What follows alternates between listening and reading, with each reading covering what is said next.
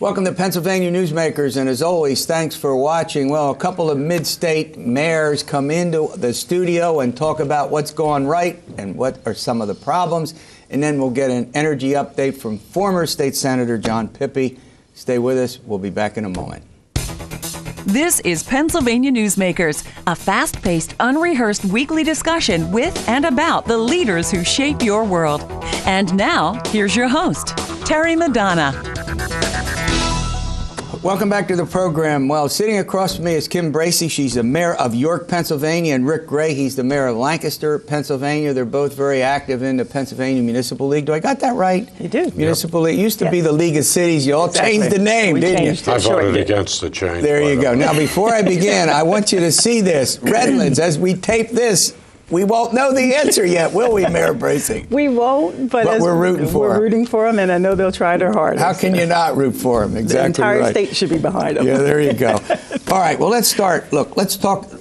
Mayor Gray, I'll start with you. I want two or three of what you would cite as the success stories in Lancaster over the past year or so. Since you've been here, you were here last year in a year or so. Well, restaurants continue to flourish in Lancaster. We have over 100 restaurants now, and probably at least one or two a month are opening at all price scales, at all different types of food, from, I call it New York prices to regular people's prices. Central Pennsylvania prices. That's happening. The art scene still flourishes, and we came up with a new strategic economic development plan, which is the first one in 15 years, that we're in the process of going out to the neighborhoods and beginning to talk implementation. So things are moving forward, and things continue to move forward with the city. Okay, Mayor Bracey? Yeah, we model ourselves after Lancaster and Mayor Gray quite a bit. Is that this white rose, red rose stuff going on again that happened hundreds of years ago? Friendly stuff, though. Friendly stuff, good point. And we are finding our art scene also flourishing and coming alive. More development is happening in the city of York. The neighborhoods are improving in their responsibility and accountability to making it a better place. And pride is coming back into our cities. We're excited. This is a good time right now in the city of York. You really do have to have people. One of the things that I thought that Ed Rendell did as mayor of Philly was he married the suburbs and the city. Yeah. All of a sudden, if you live in the suburbs, hey, let's go back to the city. There's restaurants. Right. There's cultural things that, it's nice to walk and, both. Finish my thought, Mayor Gray. Well, first of all, I'd say that York and Lancaster are really sister cities. That we have way more in common than we have in difference. Sure. You wouldn't know you're in one or the other one when you go into them if you weren't familiar. If Lancaster City or York City do not flourish, Lancaster County and York County do not flourish. Yeah. They are very dependent on us, just as we are very dependent on the county. So it's a really symbiotic relationship that really, it helps us both. The suburbs support the city. They bring a lot of money. They provide a lot of jobs. Yeah. So we do our best to get along with everybody. Yeah, that's the point I was trying to make is I don't know how you can't stand alone in isolation. I mean, it doesn't make any sense. You can, and we're finding that others around us, the surrounding municipalities, get that and realize it too. The city is the hub, and the city has to survive and be the center of everything that's right for York County, and it is taking on. We're finding people moving back into the city, or empty nesters, if you will. Yeah, and families as well, too. So it's incumbent upon us to make sure the city is strong for these people. All right, let's talk a little bit about some of the challenges that you face. One obvious challenge, we'll talk a little bit about unemployment and crime and some of the other things, but one of them I keep hearing about are budgets and pensions and the pension costs. Mayor Gray, what's the situation? The municipal pensions, we hear a lot about state. We hear a lot about the teachers system. We hear a lot about the state employees. We're only hearing more lately about municipal pensions. Well, approximately 12% of our general budget is spent on pensions. That's unsustainable. We've been working through the Municipal League with Representative Greiner from Lancaster and Representative Grove from York to try to make some reforms so at least there'd be a level of predictability for us. Out of that, the governor mentioned municipal pensions in his budget address. Mm-hmm. He has since, at the urging of the Municipal League and also Auditor General DePasquale, put out his audit. Yeah. Well, he formed, the Auditor General formed a committee and came with an excellent report. Excellent. We followed up on that. In fact, Mayor Bracey and myself were at a meeting, Monday, I guess? Just this or week. Tuesday. Yeah. Tuesday. Yeah. Tuesday, that members of the General Assembly and the Auditor General briefed them. We're finding now that some Democrats in the General Assembly are actually interested in... it's a little tougher for Democrats and Republicans for obvious reasons because of the... Go ahead, then we're going to run to a break. Go ahead, finish and that's your very thought. true, but the bipartisanship that came together this week, led by our General DePasquale, was remarkable and probably the first of its kind. So we're hoping to further that kind of conversation. All right, I'm chatting with Mayor Bracey and Mayor Gray, two mayors of how do I put this? South Central, mid-state, whatever. Flourishing. Flourishing cities. We'll be back in a moment. This broadcast of Pennsylvania Newsmakers is presented by the Pennsylvania Chamber of Business and Industry, the statewide voice of business.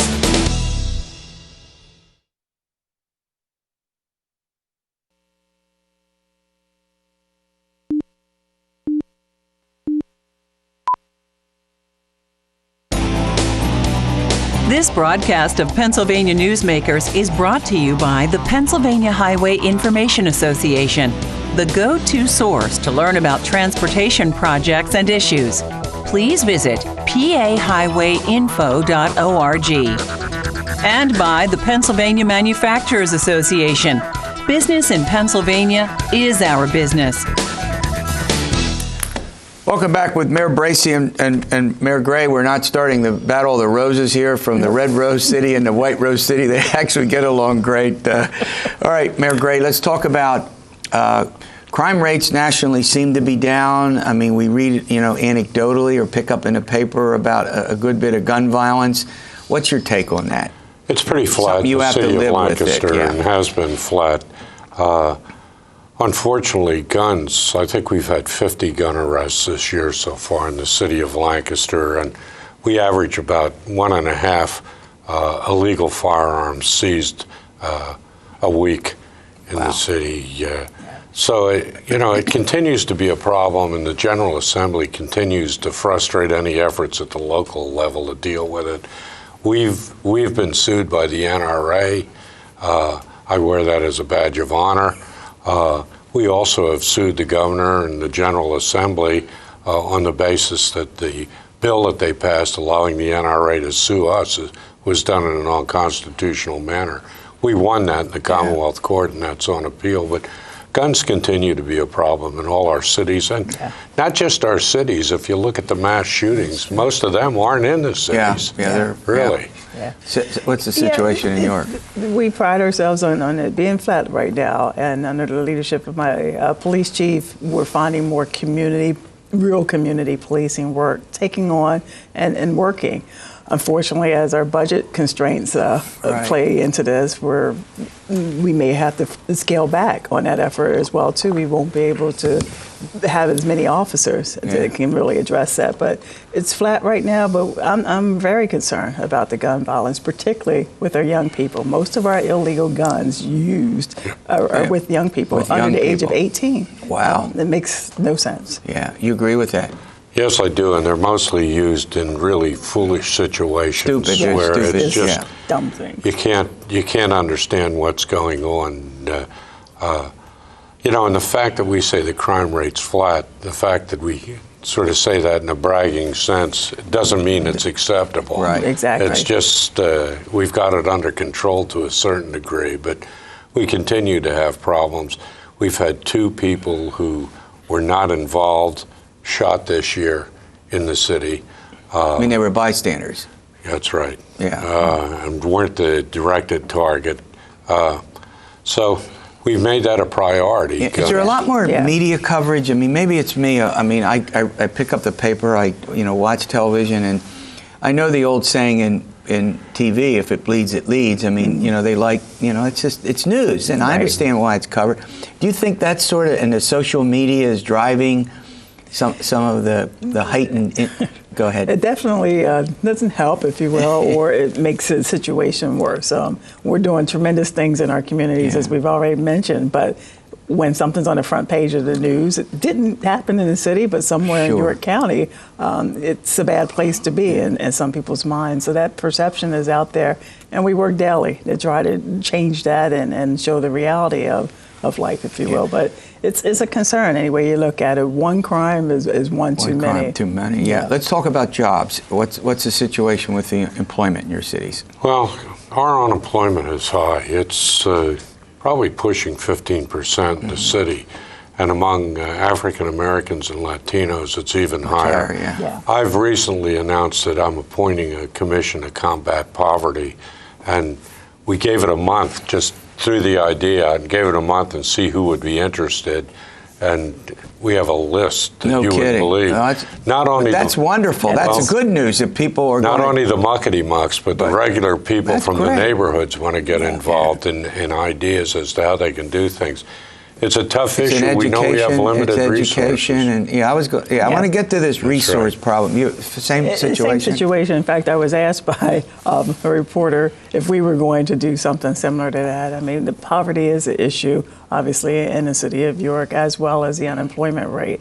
We need jobs. We need family-sustaining jobs, and we're working with many entities to try to help that. And I think you have limited resources. Right. The one topic that I was on a couple of weeks ago has to do with roads. Oh my gosh, I have never seen municipal roads, not just city roads, in this kind of shape.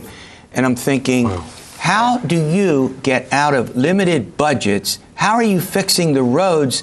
The money can't come from local sources for the millions of dollars. I don't want to preach here. I don't want to preach here. To pave a block in a city will cost you as much as to pave a mile. Now that's in the rural areas because you don't have all the manholes and whatnot. The other thing is this. I get calls on a regular basis about how bad this street is, how bad that.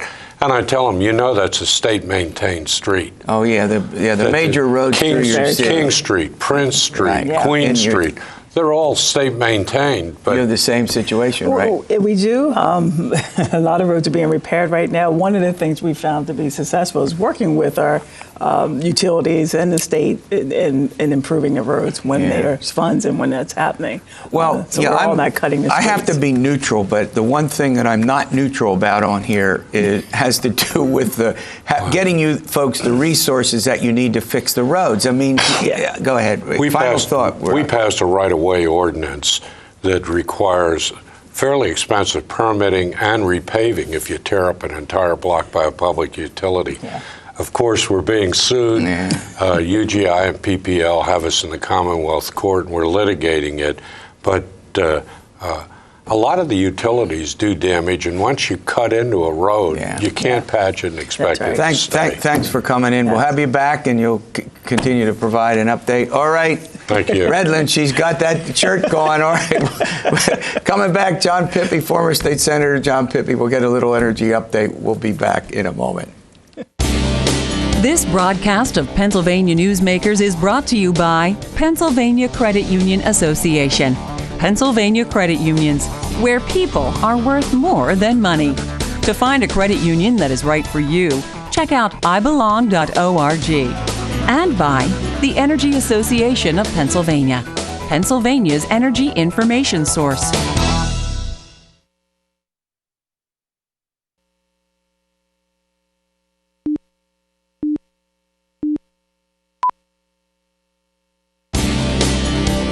This broadcast of Pennsylvania Newsmakers is presented by the Hospital and Health System Association of Pennsylvania, working towards a healthy Pennsylvania, and by the Pennsylvania Coal Alliance, representing companies involved in America's most affordable, reliable energy source. To learn more, visit pacoalalliance.com. Well, John Pippy, former state senator John Pippy, he's the CEO of the Pennsylvania Coal Alliance, joins me. We're going to get a little energy update, particularly from the viewpoint of the coal industry. All right, let's start with some basics first for our folks. Coal historically has been big, anthracite, bituminous. There's this clean energy thing, which we're obviously going to talk about what to do about it. So as we sit here today, what's the job situation for people in the coal industry? How does that? Well, right now it's really tough. You have a stagnant economy, and 80% of our coal goes to power generation. So if our people aren't making things, if the industrial sector isn't booming, it hurts us. You have the low price of natural gas right now, unusually low. That's hurting them and us because we compete on the power generation side. And then probably the most troubling and most challenging thing is the regulatory assault that basically Washington picking the winners and the losers and trying to push what they call clean power plan, and there's some argument to that, right. But a plan that would take Pennsylvania and most states, away from fossil fuels in particular, but coal specifically, and try to push a lot of that base load on renewables. While there's a role for renewables, like wind and solar, complete replacement and being a part of that, the significant base load right. is not that role. So if you had a guesstimate about the relationship between coal and the economy, what's Pennsylvania? What do you put into the PA economy? $4.5 billion, about 36,000 employees, 36,500 directly involved. Over $2 billion of that is strictly in taxes, labor and taxes. So if you think about that, as we start laying off people, that has a direct impact not only on our state budget, but also on those communities like Greene County, which is the largest coal-producing county in the country. And if we look at nuclear, gas, coal, talk about the proportions of, that are responsible for supplying the energy. In the heyday, coal was over 50%. Yeah. Now we're about 30, in May, we were about 36% here in Pennsylvania. Nuclear was about 35, and natural gas, I think, was around 26 to 28. Our renewable sector is about 4%. Of that, 1.5 is wind and solar. So there is some growth there, but the idea that you're going to replace 36% with 1.5 doesn't add up. One of the things that's somewhat controversial going through the process, which is EPA's what's known as Clean Power right. Plan. What are the pros and the cons of that? What is what do you like? What don't you like? What's specifically? Can you tell our viewers about what's in that plan? The EPA will tell you that we're going to reduce our demand, our CO2 footprint, our carbon footprint. And the way we're going to do that is they're going to mandate that you switch your electricity generation from coal, and even an impact on natural gas, frankly, to non-carbon intensive like wind and solar. The problem is the math doesn't add up. And it would cost, and this is a national study, $56 billion a year to achieve that switch, if we could even technologically do it, for and this is the EPA's number, 0.01 degree impact on CO2 impacts on global climate. So you have to believe all those numbers in the first place, but even their own numbers say that this really isn't about reducing significant impact on heat or CO2 production. It's strictly a policy agenda. Okay, I'm talking with John Pippy, former State Senator John Pippy. We'll be back and continue this discussion on energy in a moment.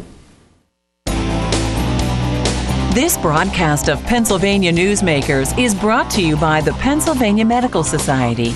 Inspired physicians committed to the good health of Pennsylvanians and the advancement of the practice of medicine.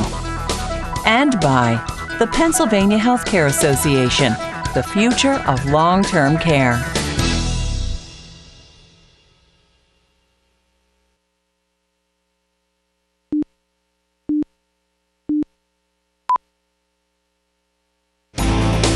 This broadcast of Pennsylvania Newsmakers is brought to you by the Pennsylvania Business Council and by the Pennsylvania Business Council Education Foundation.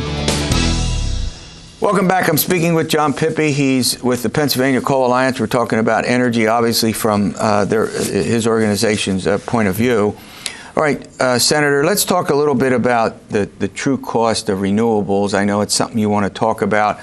Has the cost been exaggerated that, in terms of making this transition? Well, I think one of our frustrations, and once again, we use government numbers. We don't make up numbers. We take the studies and third-party do the studies.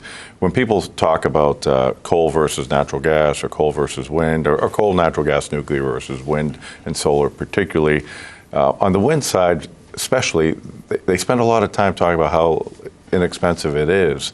But what they're doing is they're saying, well, yeah, once it's built, they're not taking into account the infrastructure. They're not taking into account the cost and the subsidies associated with it.